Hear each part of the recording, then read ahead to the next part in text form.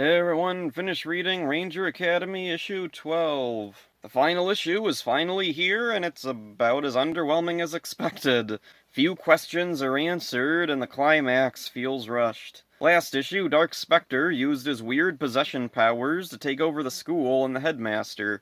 Mathis morphed, which according to the rules established by last issue makes them vulnerable to Dark Spectre's possession.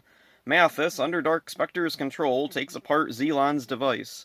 Tula, Sleeper holds Mathis, which knocks out Dark Spectre. Why would that disable Dark Spectre? He's possessing their body. What's it matter if, they're asleep or not? Whatever. After that, Sage and her friends take cover in the Green Campus because Dark Spectre can't control it for some reason. Lindy comes up with a technobabble plan. The gist is connecting Zelon's device to the Morphin Grid itself will purge Dark Spectre's control. Ryanth morphs and tries to hold back Dark Spectre. He's pushed back, but Sage morphs and takes his place. She's holding Dark Spectre back, but she needs help. Carter steps forward, morphing into a Pink Ranger. Hey, just like his sisters. The others follow, each morphing and fighting back. Zelon's device disconnects Dark Spectre from everyone, leaving him in the flesh in front of Sage. She fires a single arrow, completely destroying him. Wow, that was easy. The headmaster appears, and Sage yells at her about closing the Green Campus being the wrong thing to do. I'm not sure why she thinks this is the time for this. She already knew about this several issues ago anyway.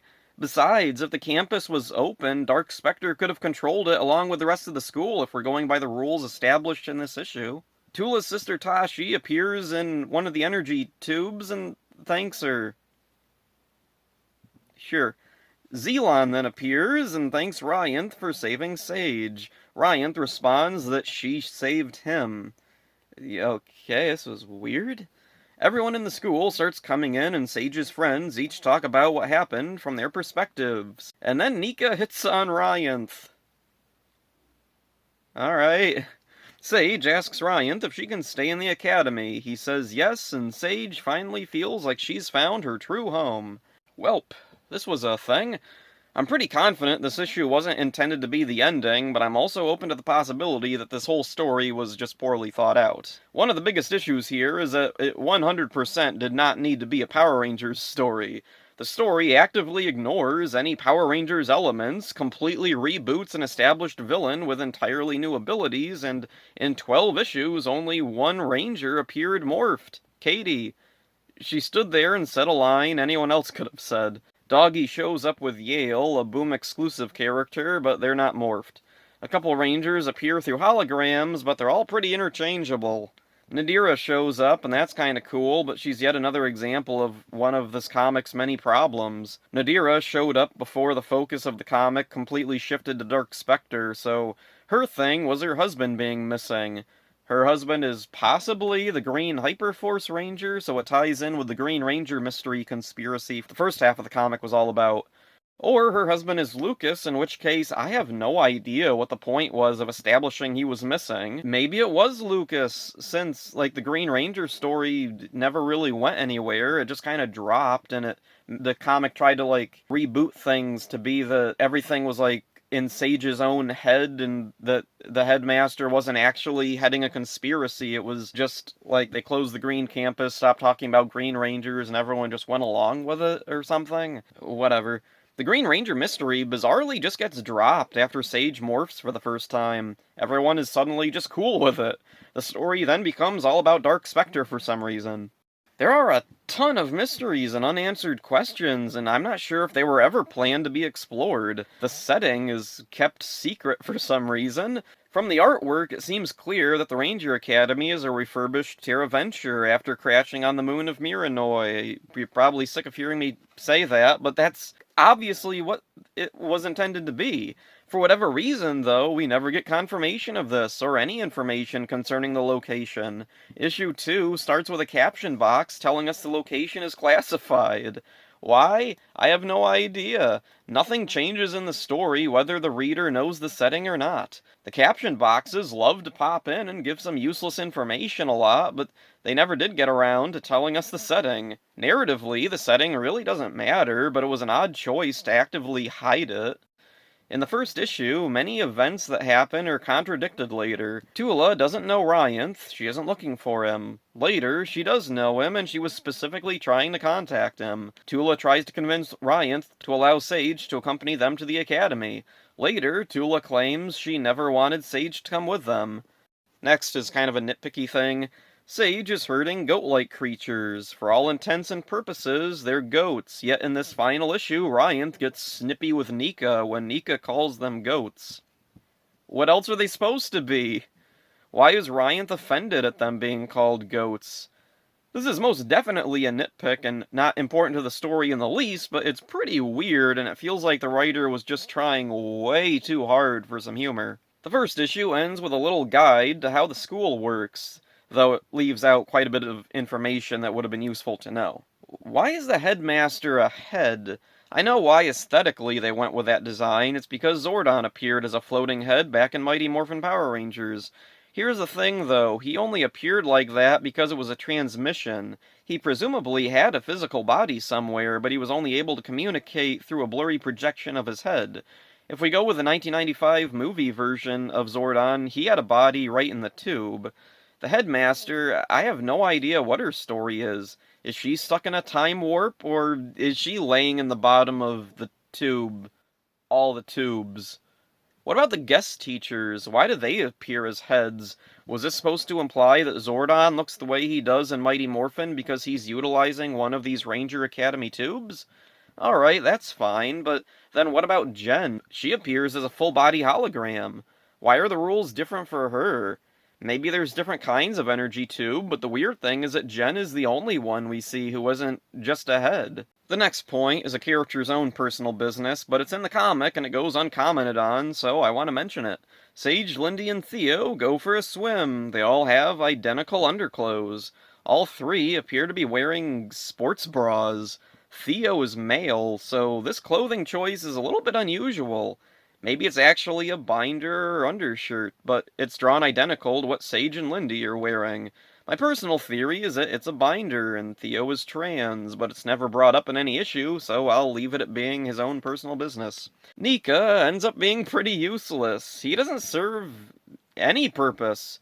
I thought he'd be a source of information for Sage, but whatever he tells her is usually told by other characters anyway, or she figures out herself. He also apparently discovered the underground caves beneath the academy, and the comic goes out of its way to establish this. I don't know why the caves couldn't just be a pre-existing thing. Why did they specifically have to be something with a connection to Nika? Speaking of characters, the majority of Sage's friends aren't that memorable or interesting. Lindy is the most likable. She stands out a bit from the others with her optimism. Unfortunately, she's a victim of this comic's weird theme of introducing mysteries and then dropping them or resolving them immediately. She lost her family in some unseen way. This is brought up early on and then never brought up again. She can't morph until the final issue where she can. I don't know what keeps her from morphing or what makes her finally achieve morphing. It's unfortunate. She had the most potential of nearly all the characters in this comic. I would have liked to see a story from her perspective. She seems to crush on Sage a bit, but this goes nowhere. Considering their high school age, I guess it's understandable. Sage herself, I feel, is untapped potential. There's a lot that could be done with a character like her, but she's held back from exciting adventures and stuck in this dull, slow slog. Some stuff is set up for her, but goes nowhere. When she sneaks into the green campus, she says she sees her own face in one of the energy tubes. I thought this was implying herself from the future was attempting to communicate with her, and maybe it was, but alas, this is never explored. Sage is the main character of the story, and she appears to be special. The school was apparently able to stop students from getting Green Ranger powers, but not Sage. Why is Sage special? Was her getting the green powers just chance? What about the Bandorian monks? Who are they? What connection do they have to the school? Why do they give out morphers? What about Theo's morpher? Did they not give him one? Because he's building one later. Did they know anything about the school trying to cover up Green Rangers? This does lead to one of the few positives I have with this comic, Spectrite crystals. In recent years, The lightning bolt from the Power Rangers logo has been popping up as part of uniforms, equipment, and the power coins in Ranger Academy. Before this, the lightning bolt only appeared on Alpha 5's chest backwards. In the context of this comic, though, it's revealed that the source of the Rangers' morphing powers come from the crystals called Spectrite, and their shards are shaped like the lightning bolt. This is a clever way to utilize the symbol. I actually hope that if the show returns, this retcon is kept. One unique aspect of this comic is that there is no single Ranger team focused on. There's a few from here or there, and by the final issue, there's a couple of identically colored Rangers on Sage's team. I imagine this must get confusing if several Rangers have to work together and they all look alike. This makes the school look more like it's producing child soldiers than teaching individual superheroes like something like, I don't know, Hero Academia. At best, I guess it could be looked at like the Green Lanterns of DC Comics, though that comic has more than a few examples of what happens when the powers are given to someone evil. One of the really big problems I had with this comic was the security footage of Zelan and Ryanth completely changing each issue. Not once is the security footage depicted the same as another issue. Where's Sage, and what's she doing each time when we see her in the security footage? It should be the same each time. It's all footage of the same event. Sometimes she's standing, sometimes laying down, or even completely absent. Show this footage in court. I want it analyzed by a specialist. The security footage situation reminds me of Annie Wilkes from Misery talking about how some old movie serial cheated and had the hero go off a cliff in a car one episode, only for him to now have jumped from his car before going off the cliff. This isn't what happened last week! Finally, and this is definitely one of the most irritating points to me, why is Dark Spectre the main villain? It's such a weird choice to me. I know the main Boom comics have Dark Spectre as a main villain, but Ranger Academy is supposed to be standing on its own. I think it should have had its own unique villain, or not have a villain at all. This comic could have just been Sage going to magic school and learning from veteran Rangers and going on adventures to various planets and maybe occasionally encountering monsters, and you could work in some minor villains there. Ideally, I would have had this comic just be that. No conspiracies, no Dark Spectre, who shouldn't be alive anyway. Maybe there could be a villain later, but I wouldn't make them the focus of everything. So yeah, the comic is finally over after 2 years, and I don't think I'll be revisiting it anytime soon. The characters are flat, bland, the plots are meandering, and there's too many things that never receive any conclusion. This is also sadly the end of my support for Boom Studios' Power Rangers comics. I kept hoping for something special, but I've been disappointed every time. Their newest entries don't interest me. There's an anthology I might check out, and maybe it'll renew my interest, but for now, this looks like it's the end, so that's it for this one. Hope you enjoyed it. See ya.